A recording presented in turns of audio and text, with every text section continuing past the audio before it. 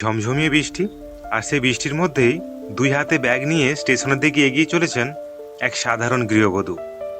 একটি ব্যাগে গরম ভাত আর একটিতে ডাল আর তরকারি। কেন জানেন? এই স্টেশনে অভুক্ত মানুষদের মুখে অন্ন তুলে দেওয়ার জন্য। এই জীবন্ত অন্নপূর্ণার নাম কাজলি বিশ্বাস। তার বাড়ি কাটোয়ায়। যখন আমরা সবাই ঘুমিয়ে থাকি তখনই তিনি কাক ভরে উঠে রান্না করেন, তারপরই চলে যান স্টেশনে, যেখানে অপেক্ষা করে থাকে অসহায় মানুষগুলো, যাদের জন্য এই খাবার মানে দিনের একমাত্র আশা। নিজের সংসার চালাতেই লড়াই করতে হয় তাকে, তবুও নিজের সোনার গয়না পর্যন্ত বিক্রি করেছেন এই ক্ষুধার্ত মানুষদের মুখে খাবার তুলে দেওয়ার জন্য।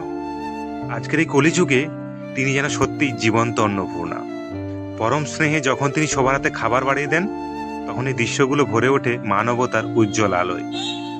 তবু অনেকে বলেন তিনি নাকি এসব করছেন শুধু ফলোয়ার্স বাড়ানোর জন্য। কিন্তু তাদের বলি, যে নারী নিজের সোনার গয়না বিক্রি করে অচেনা অভুক্ত মানুষদের মুখে অন্ন তুলে দেন, তাকে সমালোচনা নয়, আমাদের সবার নিঃস্বার্থ সমর্থনই প্রাপ্য।